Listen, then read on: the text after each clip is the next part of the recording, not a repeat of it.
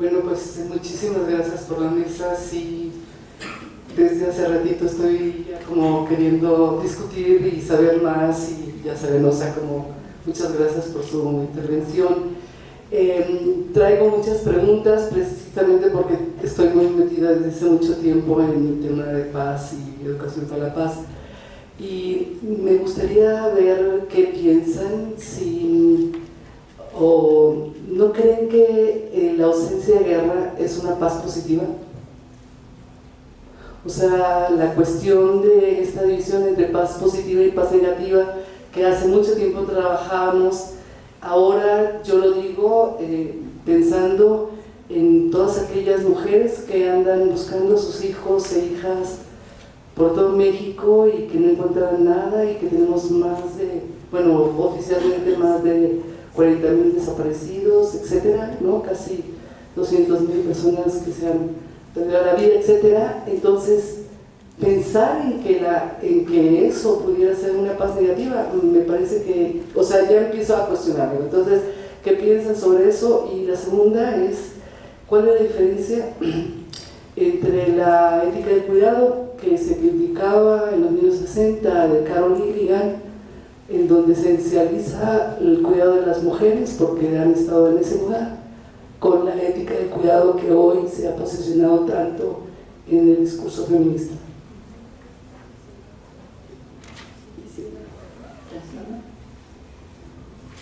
Bueno, yo voy a coincidir con usted en que no me gusta la paz negativa, o sea, nombrarla así. No me gusta, y entonces yo normalmente no la nombro así, aunque reconozco que dentro de los formuladores de la paz, pues Johan Galtung la formula así, ¿no? Pero realmente me gusta más decir que la paz es la ausencia de violencia, no solo de guerra, sino de violencia, y ahí se incluye la violencia directa, que es la guerra, la violencia estructural, que es la muerte por hambre, enfermedades, etcétera, por desigualdad, y la violencia simbólica, la violencia de la cultura, de la ciencia, de la religión, etcétera.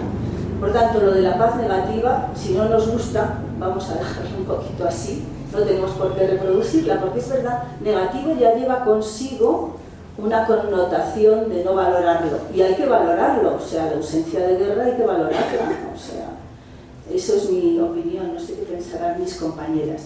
Con respecto a la ética del cuidado, es cierto que las feministas ahora, sobre todo el feminismo, las economistas feministas, por ejemplo, sitúan la ética del cuidado teniendo en cuenta las tareas que realizan las mujeres y cómo incorporarlas en el Producto Interior Bruto, porque realmente a la hora de hacer un balance de la economía se dejan de lado todos esos trabajos que hacen invisibles las mujeres, y sí que no están tan ligados a esa idea del cuidado como a cercanía, empatía entre las mujeres, aunque hay otras líneas. Por ejemplo, yo rescataría el maternal thinking, el pensamiento maternal de Sarah Rudick, que realmente a veces es devaluado porque desde el feminismo dicen, las maternalistas, parece con eso devaluar, como nos han dicho que las mujeres tenemos que ser madres, pues ahora yo para demostrar mi libertad no lo soy.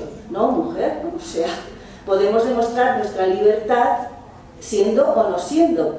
Y desde luego el pensamiento maternal de Sarah Rudick no considera que las madres sean solo las mujeres, sino es la práctica del maternaje, la práctica del cuidado que pueden hacer hombres y mujeres. Y eso es el reto que el feminismo también creo que tenemos entre manos. Tenemos una eclosión de feminismo en nuestro país, en España, pues un movimiento muy potente, pero no todo el feminismo, o sea, todas rechazamos la violencia contra las mujeres, pero no todo feminismo rechaza toda violencia. Por eso nosotras trabajamos por un feminismo pacifista, que es distinto. Y desde luego no devaluamos el pensamiento maternal porque es parte de la razón civilizatoria, porque cuidar a las personas entra en contradicción con eliminarlas. Muchas gracias. ¿Alguien más quiere participar? Bueno, sobre la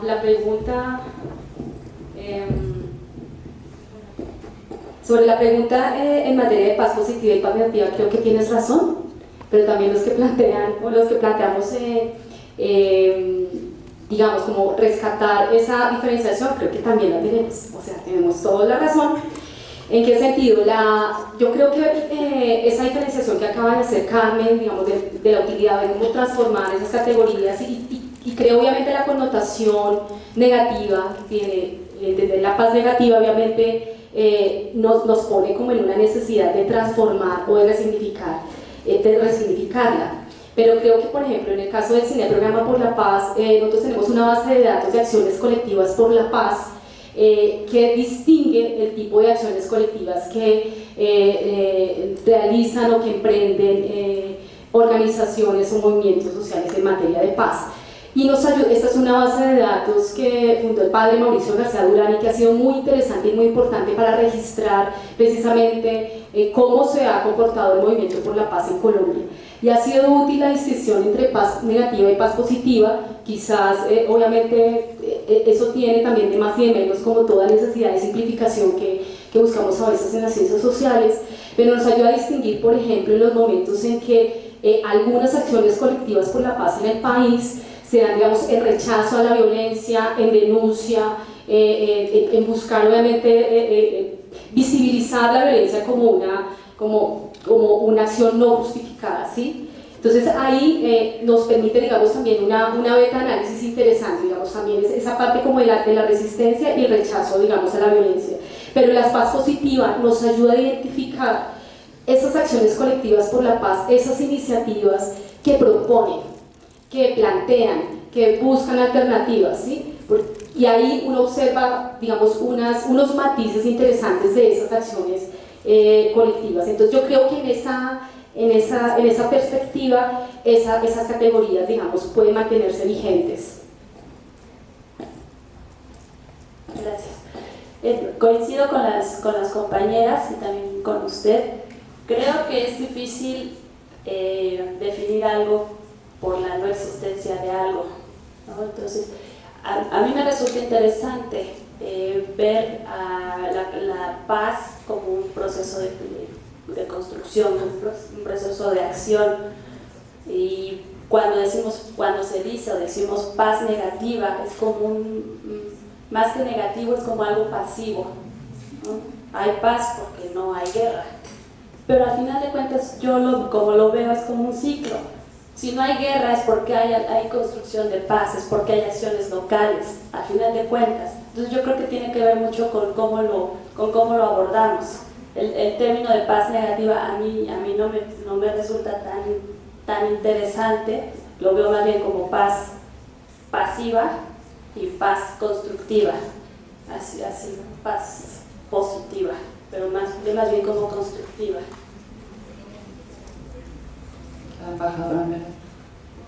Yes, just very briefly, I think this whole question of peace, human security, goes back to the conditions that human beings find themselves in.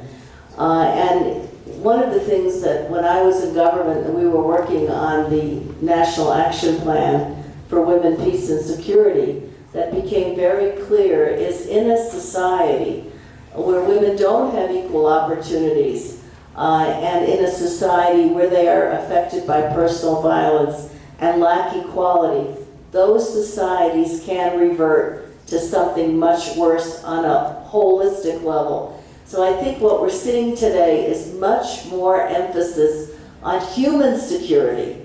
What is the condition of the individual? And then what impact can that have for even more significant actions that affect more and more people in a negative way. So I think this whole issue of human security and the condition of the individual, particularly women, is important. This whole issue of care is very interesting because care is something every human being should be about, caring for others. And unfortunately, care by many has been confined to women. So a very positive attribute has been confined to women where they are supposed to be the caregivers, we are supposed to be the caregivers, and we function in an informal economy that isn't even counted to do that critical work that everybody should be doing. And I think, again, in redefining the situation today, there's much more emphasis on how men and women need to be involved in care. It affects women's employment in the formal economy, but it goes far beyond the kind of human conditions we create. So care is a good thing. It's not a good thing when it's used to isolate women in a way that they are precluded from being full participants in society. Muchas gracias. Yo tengo una pregunta. ¿Quién tiene otra pregunta por acá? Ah, muy bien. La pregunta de ella, por favor. Ok. La pregunta es, ¿qué hay del Plan de Acción de Mujeres, Paz y Seguridad de México? No sé si Belén, Violeta, saben algo de esto. A nosotros nos gustaría participar en esto como programa de asuntos de género. No sé, seguramente más colegas en la universidad, pero ¿qué hay de ese plan de México?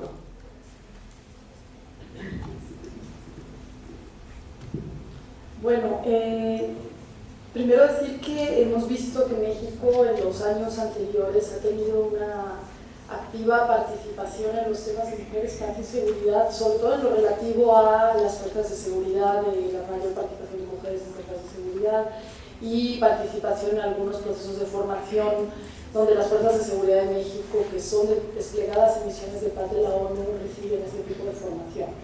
No hemos visto una expresión explícita del desarrollo del National Action Plan, el Plan Nacional de Acción de la 1325.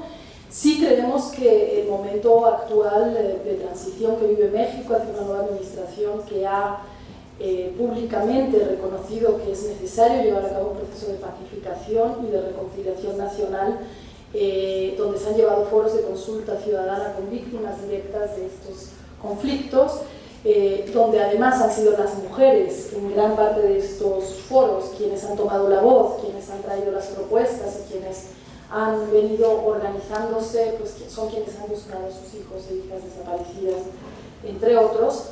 Sí vemos que existe la enorme oportunidad de que esto se materialice en una mirada mucho más integradora, donde los temas de mujeres, paz y seguridad sean parte de estas nuevas políticas de seguridad y de reconciliación.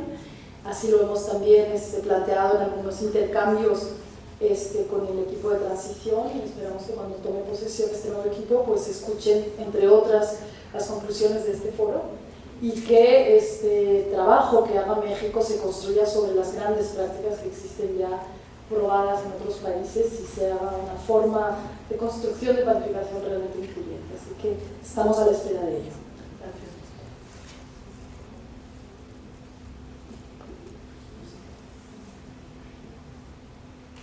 Yo tengo la misma pregunta que tú. ¿Qué hay de México? Pero sí, también creo que es un momento complejo, ¿no?, el que estamos viviendo. Rápido comentarles que la semana pasada estuvimos participando también con la Oficina de ONU Medio Ambiente, con el PNUD y otras organizaciones para la Estrategia Nacional de Biodiversidad con perspectiva de género. Y la pregunta era la misma: ¿qué pasa con México? Tenemos una Estrategia Nacional de Biodiversidad, un documento así, enorme, con perspectiva de género, la única en el mundo, la primera en el mundo, una labor muy importante. Pero el documento está ahí y no sabemos qué va a pasar porque estamos en una etapa de transición, justamente. Entonces yo creo que en este caso también estamos pues en una etapa de transición. A mí también me gustaría saber qué onda con México en este tema. Y yo creo, y me gustó mucho lo que dijo Belén ahorita, ¿no?, las conclusiones de este congreso creo que deberían llevarse, pienso yo, con la gente que queda en la Secretaría del Bienestar, que ahora se llama. Ajá, porque ellos van a trabajar con lo que ahora es SEDESOL, que se trabaja mucho con mujeres, seguridad, paz, etc. Entonces yo creo que debería buscarse un espacio para hablar con María Luisa Albores. Por cierto, trabaja en las organizaciones de Puebla, en la Sierra Norte, pues creo que hay una oportunidad para plantearle las conclusiones de este congreso e incluso las observaciones que se tienen, ¿no?, sobre las resoluciones, sobre cómo queda México en estos temas. Entonces yo creo que se podría tocar la puerta con María Luisa Albores, que va a ser la titular de la Secretaría de Bienestar en el nuevo gobierno. Muchas gracias. Sí, el día 16 nos vamos a reunir, de hecho, aquí en la universidad de 9 a 11 con algunas organizaciones que hemos invitado y quien se quiera sumar para ver si podemos hacer una propuesta al respecto. Muchas gracias. ¿Quién más, por favor? Yo. Muchísimas gracias por este espacio. Yo vengo del Consejo para la Convivencia Escolar y bueno, a mí mis estudios, básicamente la mayoría de mis estudios han sido en materia de desarrollo sustentable, y me parece que además de la construcción de género y toda esta cuestión, es muy importante que consideremos una nueva humanidad que puede llamarse la colectividad, ya que es justamente la humanidad la que ha dejado fuera los asuntos no humanos, y no se puede construir una paz planetaria si no nos concebimos como seres colectivos y dejamos fuera todo lo que no entra dentro de esta concepción del género humano, ¿no? Entonces, me pareciera que además de la perspectiva de género, que es muy importante, es importante una nueva humanidad, que sería la colectividad.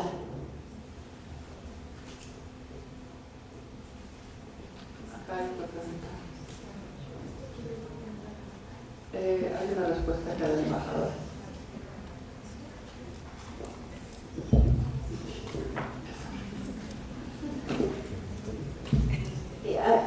I agree with that. I do think that an emphasis on gender is important because women have been largely excluded from a lot of the decisions that are harmful to humanity. But your call to everybody to be engaged in a collective for this purpose is absolutely right. But you need both. You need to emphasize those who've been marginalized and excluded and bring them in, but it does take all of us. I just want to really quickly go back to the last question, if I might, because I've done a lot of work on action plans for women, peace, and security.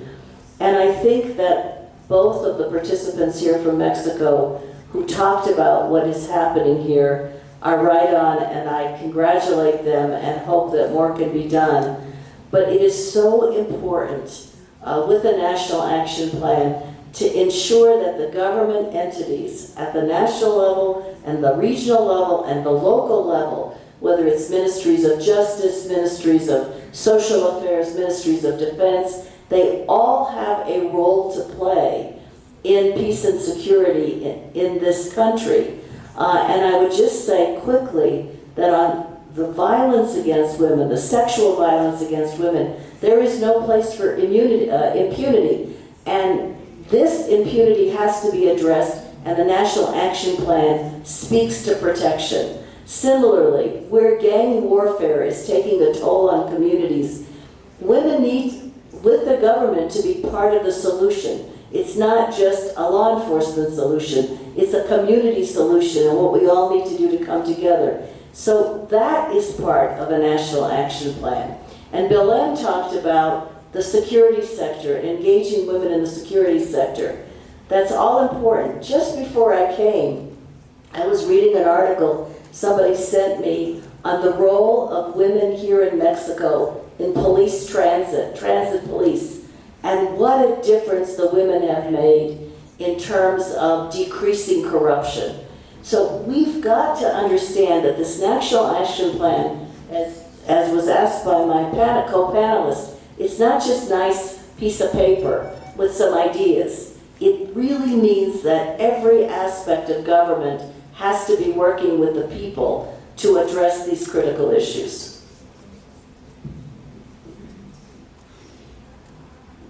Sí, yo también quería hacer un pequeño comentario, respecto a tu aportación, que me parece muy importante, en el sentido del papel que tenemos que asignar también a la filosofía y a la historia y a la formación para recuperar esa idea de humanidad que camina junta y romper con la cultura del miedo. O sea, la cultura de paz es justamente lo que tratamos de construir, es una cultura. La paz no es una meta, es una cultura.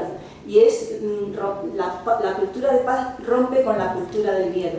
Y estamos viendo cómo crece la cultura del miedo, del miedo a los inmigrantes, los muros, en Europa terrible, los partidos xenófobos, y por eso rescatar y construir discursos desde la filosofía, desde la historia, que vayan a la sociedad, porque los discursos nos constituyen, esos discursos de esperanza, y pues, que son de mujeres y de hombres, pero está en nuestras manos trabajar en esta sociedad del conocimiento para recuperar esa idea de humanidad en positivo. Muchas gracias. ¿Alguien más allá? Sí. Hola, primero que nada, muchas gracias por formar parte del panel. La verdad es que ha sido muy enriquecedor. Y quería hacer justo relacionado con la pregunta de que enfoca hacia México. Ustedes se encuentran específicamente en Puebla, ¿sí? No han trabajado con cuestiones urbanas, porque sí he visto, o sea, muchísimo cambio, sobre todo en el feminismo dentro de las comunidades indígenas. Pero, o sea, la verdad es que me cuesta, bueno, yo he trabajado en zonas urbanas, sobre todo aquí en Coajimalpa, y me llama mucho la atención la acción de la violencia. Bueno, primero me llama mucho la atención que si pones a un hombre enfrente de los chavos de secundaria, no le hace tanto caso como si te plantas tú como mujer enfrente.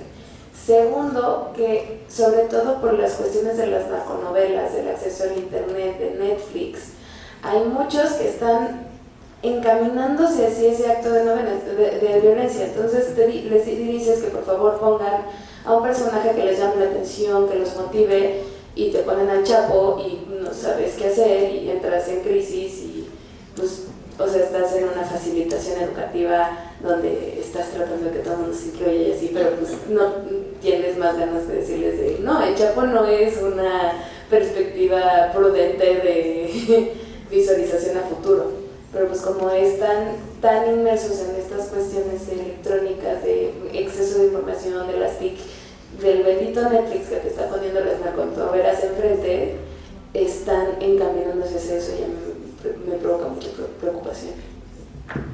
Sí, estamos trabajando principalmente en Puebla. Yo radico allá y las compañeras pues son de allá también. Nos faltan manos, así es que bienvenida si quieres participar con nosotras. Están mis datos, entonces si quieres escribirme, llamarme, ir a Puebla a ver lo que estamos haciendo. No estamos cerradas a trabajar en el ámbito urbano,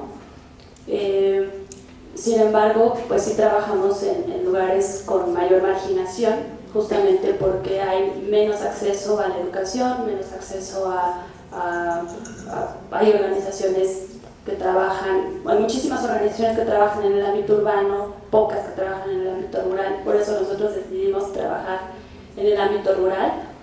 Pero algo que quiero comentarte es que hay una similitud muy fuerte en ese fenómeno que comentas. Lo mismo que me comentas de las narconovelas, etcétera, pasa en las comunidades, lo mismito. Cuando trabajamos con los niños, algunos talleres de cultura de la paz, etcétera, y les preguntamos, bueno, ¿qué quieres ser de adulto? ¿Qué quieres ser de grande, de adulta? Y nos dicen, quiero ser narco, o quiero ser Lenón, ¿no? O quiero ser padrote. Es lo que nos dicen los niños, los varones en las comunidades. Sí, exacto, se necesitan otros modelos. Trabajamos más fuertemente con ellos por este difícil acceso a la educación que tienen muchos de ellos. Pero la problemática, créeme que es muy similar, ¿no? O sea, el internet llega ya a todas partes. Los centros de comunicación satelital que hay en las comunidades marginadas de Guerrero, de Puebla, de Oaxaca, sirven para que los jovencitos y las jovencitas hagan la tarea, pero también para que vean este tipo de programas, ¿no? Y ahora con la facilidad que tienen las escuelas para darles tablets a las niñas y a los niños, pues están en la misma dinámica, es exactamente lo mismo, pero en otro espacio, en otro territorio.